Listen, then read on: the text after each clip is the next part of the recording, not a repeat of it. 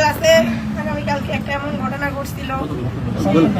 গতকালকে সেই ছেলেটা আমার কাছে পড়তো, আরো 3 জন আমার সাথে একসাথে পড়তো। তারা কিছুদিন আমার কাছে পড়ছে, পরে হঠাৎ করে প্রাইভেটে যায় না, তাদের বেঁচে একজন সাথে যাইতো। সে হঠাৎ করে বৃষ্টির দিন একদিন আমার কাছে গেছে, যে বলতেছে ম্যাডাম প্রাইভেট পড়বো, আসছি আমি। মানে আমি বললাম যে আর বাকি 2 জন আছে, ওই বাকি 2 জন কোথায়, ওই 2 জনকে নিয়ে আসো। ওই বাকি 2 জন ছাড়া তো এইভাবে পড়ানো যায় না, অনেক কষ্ট হয়ে যায় একা একা পড়াইতে। তো ছেলে বললো স্যার ম্যাডাম মেহেদি আসে না তো, দপ্তরির ছেলে, ম্যাডাম আপনি একটু তারে ফোন দেন, ফোন দিয়ে আপনি একটু জিজ্ঞেস করেন যে কেন আসে না। পরে আমি বললাম যে আচ্ছা ঠিক আছে দাও, আমি ফোন দিচ্ছি। ফোন দিছি, ফোন দিয়ে বললাম এইভাবে যে আসো না, সায়েন্সের পড়া তোমরা তো পারবা না, একদিন স্কুলে আসো, 7 দিন স্কুলে আসো না, কিভাবে পড়বা? যদি পরীক্ষায় ফেল করো তাহলে কিন্তু আমি পাস করাই দিতে পারবো না। তোমার আব্বা হাজার রিকোয়েস্ট করে পরেও যদি যে আমার ছেলেটারে পাস করাই দিন, আমি কিন্তু তোমার পাস করাই দিব না। তারপরে উত্তরে সে আমার জবাব দিল, ম্যাডাম আপনি কেমন ক্ষমতা আপনি আমার ফেল করাই দেওয়ার, আপনি করায়েন। আমি এটা শুনি না, তখন আমার খুব খারাপ লাগছে, একটু মনে কষ্ট পাইছি। তখন আমি বললাম যে আচ্ছা ঠিক আছে বাদ দাও, তোমাদের আমি আর পড়াবো না, তোমাদের আর পড়াশোনা করতে হবো না, আমি আর পড়াবো না। এই বিষয়টা নিয়ে আমি আর স্কুলের হেড স্যাররাও বলি নাই, কোনো টিচারদের কারো সাথে শেয়ার করি নাই যে তার বাচ্চা মানুষ বলছে তো ওদের আমি পড়াবো না, ওরা যদি ভালোভাবে পড়াশোনা না করে তাহলে আমার পড়ার কিছু নাই। এটা নিয়ে সেই স্কুলে এসে বিভিন্ন ছেলে মেয়েদের সাথে আমার নামে বদনাম গায় যে ম্যাডামে ভালো করে পড়াইতে পারে না, এই জন্য ম্যাডামের কাছে আমরা পড়া বাদ দিচ্ছি। তো এই যাদের কাছে বলছে সেই ছেলেমেয়েরা আমার মাঠে এসে অনেকগুলো আমার বলছে, তখন আমার খারাপ লাগছে। তখন আমি ছেলেটারে ডাক দিছি, ডাক দিয়া যে মেহেদি শোনো, তুমি আমাকে এইসব কথা বলো না, একটা ম্যাডামের কাছে তোমার পড়তে নাই ভালো লাগতে পারে, পড়বা না, ভালো কথা, পড়াশোনা করবা না, তাই বলে তুমি ম্যাডামের নামে এইসব বাজে বাজে কথা বদনাম করবা, এগুলো তো ঠিক না। তো বললাম ওখানে ক্লাস 10-এর স্টুডেন্ট 2 জন, রাহাত আর খালিদ, ওরা 2 জন ওইখানে উপস্থিত ছিল। তারা তার কথাটা শুই না, মানে রাহাত আর খালিদ তার চাচাতো ভাই বাস স্ট্যান্ডের, আমি চিনিও না, তাদের কাছে শেয়ার করছে যে আমাদের ক্লাসের ছোট ভাইরা যদি এরকম করে তাহলে কেমনে, আমাদের কথাও তো শুনে না, স্কুলে স্যার ম্যাডামদের সাথেও বেয়াদবি করে।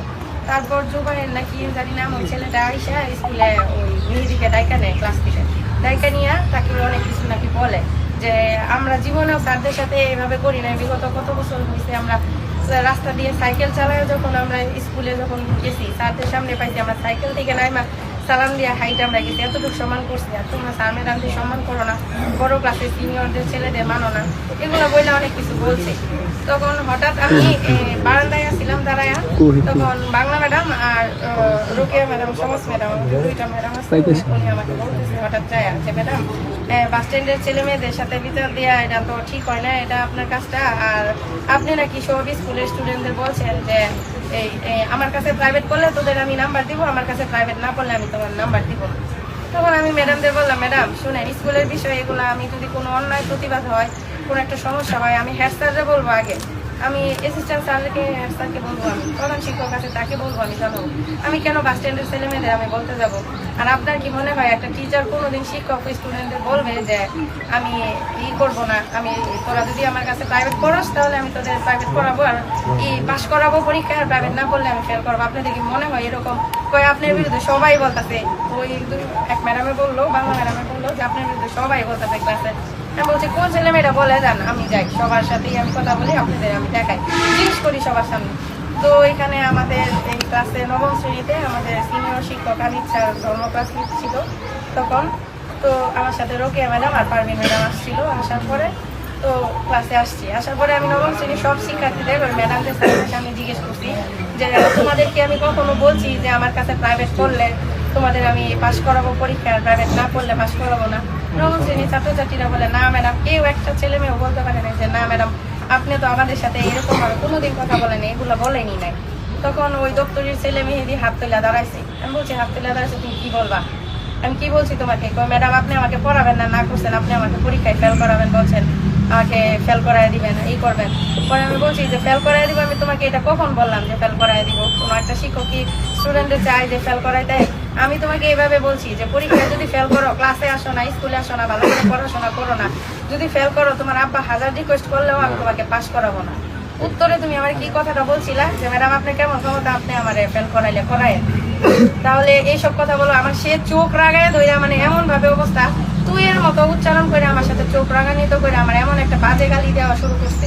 তখন এটা দেখা আমি মনে করেন কাছে যাই, আমি তার গালে একটা চর দিছি। চর দেওয়ার পরে সে কি করলো, উল্টা আমার গায়ে চর, আর স্যারদের সামনে এতগুলো স্টুডেন্টদের সামনে মনে করেন আমার হাতে 4-5টা খুশি। আমার হাতে এখনো দেখেন এইভাবে ফুলে আছে, হাত নিয়ে আমি রোজা হইতে পারতেছি না। এই মনে করেন আমি আজকে এই ঘটনাটা যদি আজকে অন্য একটা টিচারের কাছে ঘটতো, টিচারের সাথে এই এলাকার অন্য একটা ম্যাডামের সাথে ঘটতো, তাহলে কি অবস্থাটা হইতো? এই দপ্তরের কি বাড়িঘর আজকে ঠিক থাকতো? কেউ এভাবে ঠিক থাকতে বসে থাকতে পারতেন না।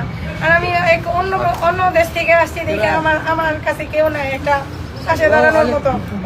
খুবই লজ্জাজনক এই বিষয়টা, আমি বলার মতো আমার ভাষা নাই। আমার কথা হচ্ছে এই ক্লাসে সাহস, একটা স্টুডেন্ট সাহস কেমনে পায়? 3টা সিনিয়র টিচার থাকতে এতগুলা স্টুডেন্টের সামনে ওই স্টুডেন্ট কিভাবে মাইরা স্কুল থেকে বের হইলো, ক্লাস থেকে বের হইলো কিভাবে?